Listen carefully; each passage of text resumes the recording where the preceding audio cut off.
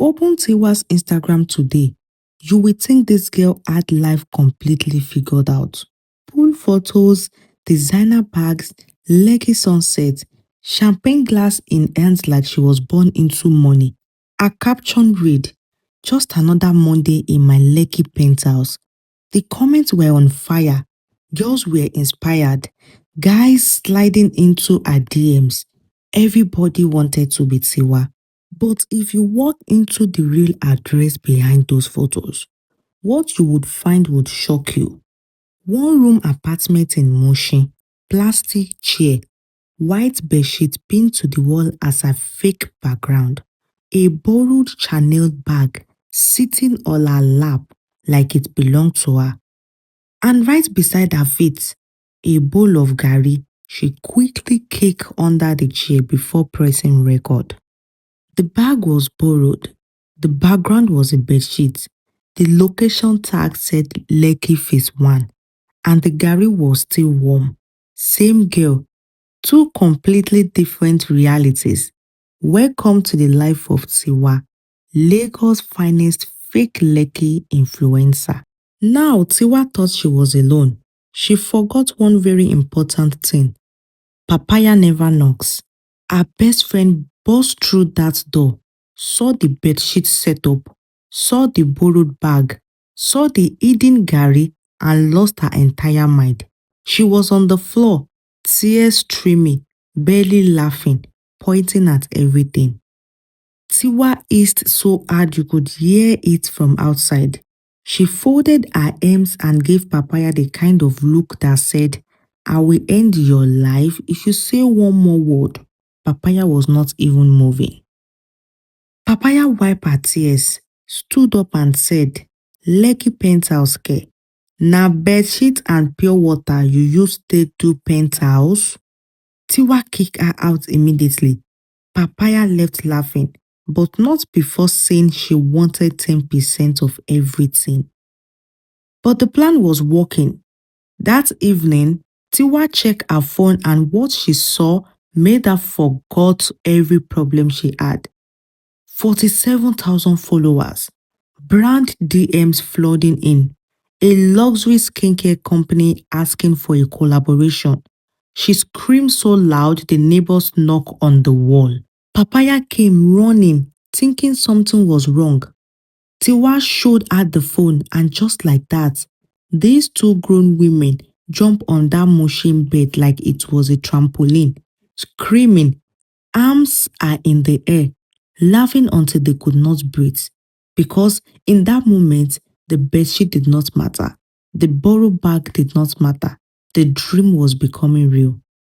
Then Alhaji Dotun called, a very rich and polished big Lagos businessman who genuinely believed Tiwa was a Lekki girl. He wanted to take her to Nobu, a restaurant, for a dinner. And the moment Tiwa pressed that green bottle, something remarkable happened. Her entire voice changed. Mushin girl disappeared. Banana Island accent activated. She said, I quote, "Oh, darling, that sounds absolutely loving." Papaya was just on the floor, silently laughing. Her legs were in the air. Mascara are running everywhere. Tiwa kicked her out of the room, mid-sentence, and kept talking to Alhaji like nothing happened. The level of this woman. That evening, Tiwa had a dinner date at Nobu, and she had exactly one nice dress, no iron, and 45 minutes to get ready. So she boiled a pot of water and used the bottom of it to press her dress flat on the table. Mushin Fashion Week was officially open. But when she was done, this girl looked stunning. Borrowed heels, borrowed bag, borrowed wig, face beads, one last photo before she left. And she captioned it on her Instagram. Pre-dinner glam in my apartment. Location, Lekki Phase 1. Everything in that photo was fake, but 47,000 people believe every single pics. And that was exactly how Tiwa needed it to stay. Nobu Lagos, the kind of restaurant where the menu has no price because If you have to ask, you probably cannot afford it. But Tiwa walked through those doors like she has been coming there every Friday since secondary school. Heels clicking on the floor. Alhaji was already at the table, and when he saw her, the man could not stop smiling. Everything was perfect. Until Tiwa saw Brother Emeka, 3 tables away, a man from Amushin Street who knew exactly where she came from, what her mother sold for a living, and what her real voice sounded like. Tiwa's entire body froze. The smile disappeared. Her brain started running calculation so fast you could practically hear it. And what did this woman do? She dropped her fork, said excuse me very quietly, and slid herself completely under the table in a fitted dinner dress in Nobu, while Alhaji Dotun sat above her wondering if his date had just evaporated into thin air. Brother Emeka finished his meal and left without ever seeing her. Tiwa crawled back up, smoothed her dress, said she dropped her earrings.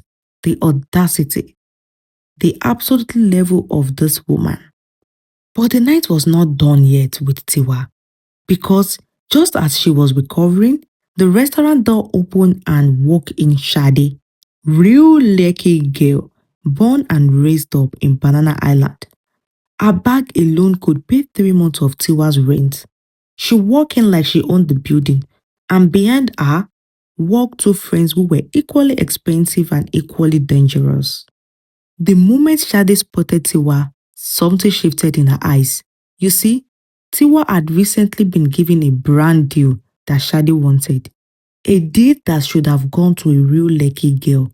She had not forgotten.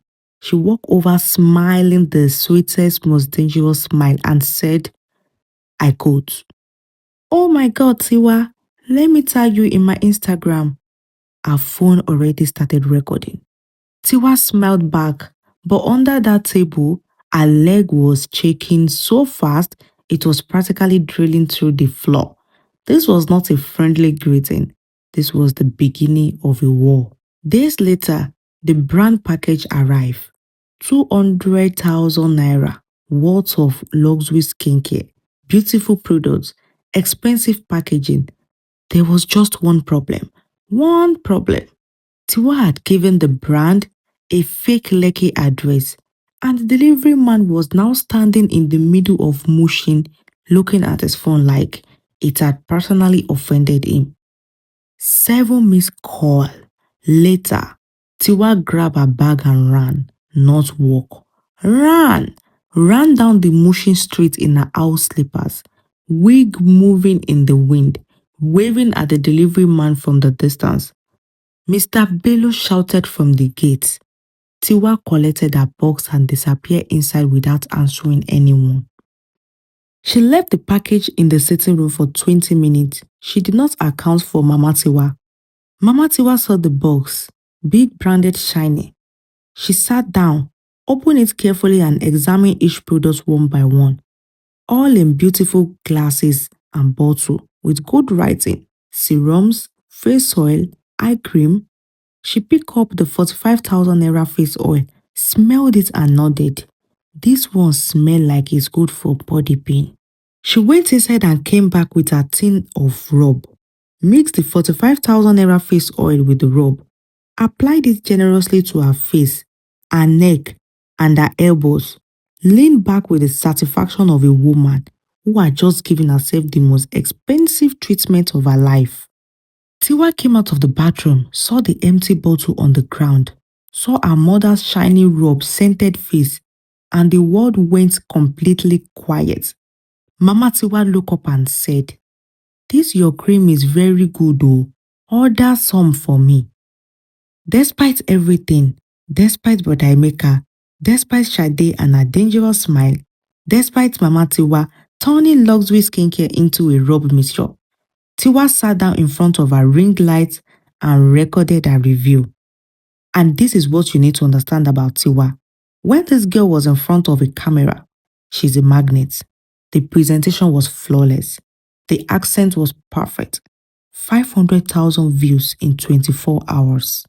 Shadi watched every seconds of that video from her real Lekki apartment. And when the views hit 500,000, she put her phone down and stared at the ceiling. She was done watching. It is now time to act. It was a Tuesday evening. Tiwa was just scrolling her DMs when she saw a message from Chisom Enugu 2002. It reads, I quote, Tiwa babe, I want a business trip to Lagos next week and I want to extend my stay just to visit you in your Lekki apartment. You inspire me so much. Tiwa read it once, twice, three times, put the phone down, stared at the ceiling because a real human being, a real person with a real suitcase was coming from Enugu to see the Lekki apartment that did not even exist. 5 minutes passed. The biscuit in her hand was still untouched. Her brain was working so hard you could almost see the smoke. She burst into Papaya's room like the building was on fire. Papaya looked up and completely unbothered. She had seen Tiwa in panic mode before. She had learned to wait for the full information first. Papaya was eating fried plantain. She picked up another piece slowly, chewed it and said, what happened now? Not even a question, just a statement because with Tiwa, something is always happening. Tiwa showed her the message. Papaya read it, said, tell am say you dey travel. Tiwa said, I already told her I would love to host her. The plate fell, the plantain pot. Papaya turned to Tiwa with the expression of a woman who had just heard the most unbelievable thing in her entire life. She said, you told her what? They sat on the bed for 2 hours going through every option. Cancel, pretend to be sick, move, nothing worked. Then Tiwa had the idea. How about we rent a Lekki Airbnb for just 2 days while Shisom visits? Use the brand deal money. Shiso comes, sees the apartment, goes back to Enugu happy. Nobody gets hurt. She found it immediately. Luxury 2 bedroom in Lekki phase 1, marble floors, city view, 35,000 naira per night. She booked it. Before Papaya could finish saying, this is either the smartest or the dumbest thing you have ever done. Then she turned to Papaya with that specific look. Papaya said, no. Whatever it is, no. Tiwa said, I need you to be my PA. Papaya blinked twice and said, your what? Papaya was many things. Funny, lawyer, ride or die. But professional, they rehearsed the whole evening. Stand there, stay this, do this, don't call me by my emotion name. Papaya lasted 30 seconds before she broke completely. Doubled over, blazers are being crooked, tears everywhere. Every time she tried to say Madam Tiwa, she dissolved back into laughter before she could finish the sentence. And then mid-rehearsal, she called Tiwa by her mushy nickname, so loud the neighbors probably heard. Tiwa covered her mouth with both ends. Papaya straightened up and said, Madam Tiwa, no dey talk to poor people after 6 p.m. How is that? Tiwa looked at her and said, God help us. The night before Shisom arrived, Tiwa was packing her Airbnb bag. Then she heard it. Bang, bang, bang. Mr. Bello at the gates, in his bedroom slippers, shouting about 3 months of unpaid rent for the entire street to hear. Tiwa crept to the window and peeked through the curtain with one eye. Her packed bag was right there on the floor. Shisom was arriving tomorrow. The Airbnb was booked, and Mr. Bello was outside calling her full government name like a town carrier. Neighbors gathered one by one. Someone's child climbed a bench to see better. An auntie from next compound folded her arms like she had bought a front row ticket to this show. Tiwa sat down on the floor beside her bag and took a very deep breath. Tomorrow, she had to walk into a luxury Lekki apartment and convince a girl from Enugu that she was one of the most Lagos finest. But tonight, she was hiding on the floor in motion, while her landlord, perform a one-man show outside. This was Tiwa's life, and it was about to get so much worse. Shisom arrived the next morning with her small suitcase and the biggest smile you have ever seen. She stepped out of the Uber, looked up at the Lekki apartment building, and put both hands over her mouth. She could not believe she was actually here. Tiwa opened the door looking absolutely flawless. Wig laid, outfit perfect, flaws gleaming behind her. Every single inch of her screaming, "Yes, this is my house.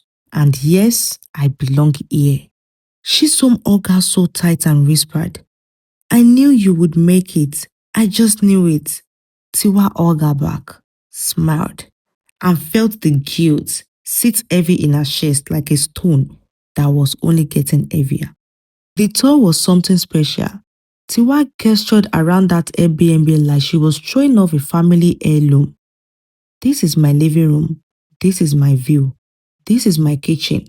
Shisom was amazed at every turn. Papaya walked two steps behind them in a tight pencil skirt, trying desperately to look like a professional PA. Then Tiwa opened the walk-in wardrobe with a grand dramatic gesture. Inside, four hangers, one designer bag. That was it. Shisom blinked. Look inside again. Tiwa kept talking without missing a beat. Papaya standing behind Shisom was making the most unbelievable eyes. Eyes wide, faces are wide, mouths are open, silent screaming. Tiwa could see her over Shisom's shoulders and somehow, kept a completely straight face. For dinner, Tiwa ordered a fancy restaurant and had papaya plates, everything beautifully to look home cooked. It was actually working. The food looked amazing. The table was set perfectly. Everything was under control. Until Tiwa walked into the kitchen and found Papaya standing over the takeaway container, eating directly from it. Half the food gone, eyes are wide open, cut completely red-handed with a piece of meat halfway to her mouth. They sat down to dinner anyway, Tiwa perfectly composed, Shisom happy and grateful. Papaya looked suspiciously satisfied. Nobody mentioned the missing food, not one word. While all this was happening across town, Shadi was working. She had been digging into Tiwa's page for days, cross-referencing, checking geo tags, looking for inconsistencies. Something was not adding up, and she was going to find it anyway, whatever it is. And then she found it, the Airbnb listing. Same floor, same city view, same apartment from all of Tiwa's photo. Available for anyone to rent for 35,000 naira a night. Shade screenshotted it, called her blogger friend, and smiled the coldest, most calculated smile you have ever seen. That evening, Shisom asked if they could go live together on Instagram. Tiwa agreed. The live stream started. Comments were pouring in. People were excited. Everything seemed completely fine. And then Tiwa's eyes drifted to the comment section. One comment growing fast, being liked by hundreds of people every second. Her smile froze. Her hands went still. The blood drained from her face. The comment read, "Is this not the same apartment from our photos? It is for rent on Airbnb for 35,000 naira a night." And just like that, the walls started closing on Tiwa. The comments were multiplying by the seconds. Tiwa kept smiling, kept talking, but her hands were trembling, and that smile was not reaching her eyes anymore. Shisom was still talking happily beside her, completely unaware. The whole of Lagos was watching. Papaya saw the comments from the kitchen and came running into the living room holding her phone up. One look at Tiwa's face confirmed everything. This was bad. This was very, very bad. The comments kept flooding in, laughing emojis, shock emojis, people tagging their friends, people posting the Airbnb link, and right there in the middle of a life that was supposed to be a beautiful moment, Tiwa carefully constructed world was crumbling in a real time. Tiwa reached forwarded and ended the life. No explanation, no goodbye, no warning. Just gone. 10,000 people watching 1 second. Black screen the next. The room went completely silent. Three women, nobody is speaking, nobody is moving. The weight of what had just happened sitting between them like a wall that nobody knew how to climb over. Shisom turned to Tiwa slowly. Her voice was calm, almost gentle. She said, Tiwa, is this your apartment? I quote. And the silence that followed that question was louder than anything that had happened all evening. Tiwa looked down at her hands. She could not speak. She could not lie. Not this time. Not to this face. And the silence said everything that her words could not. Even Papaya had nothing, no joke, no creative explanation, no backup plan. For the very first time in her life, she was completely quiet. And then, because Papaya could never truly stay quiet for long and step forward, both hands raised, biggest smile on her face, and launched into the most creative explanation anyone had ever in their head, in their entire life, think about. She said the thing is, I quote, Tiwa is actually renovating her main apartment, so she's temporarily staying here. You know how these Lekki constructors can be. Always delaying. You understand me? She some look at Papaya, one eyebrow raised so high it was almost in her hairline, arms folded. The most magnificently unconvinced expression you have ever seen on a woman's face. Tiwa peeked around Papaya's shoulder to check Chisome's reaction. One look told her everything. No story, no explanation, no amount of Papaya creativity was going to save this night. Later that night, Chisom was asleep inside. Tiwa and Papaya sat on the balcony in completely silence. Lagos city lights stretching out below them, beautiful and indifferent, the kind of view that makes you feel small and big at the same time. And for the first time since the whole thing started, Tiwa talked. How it began with one photo and one bedsheet. How it grew faster than she'd ever expected. How she had never planned for real people to get involved.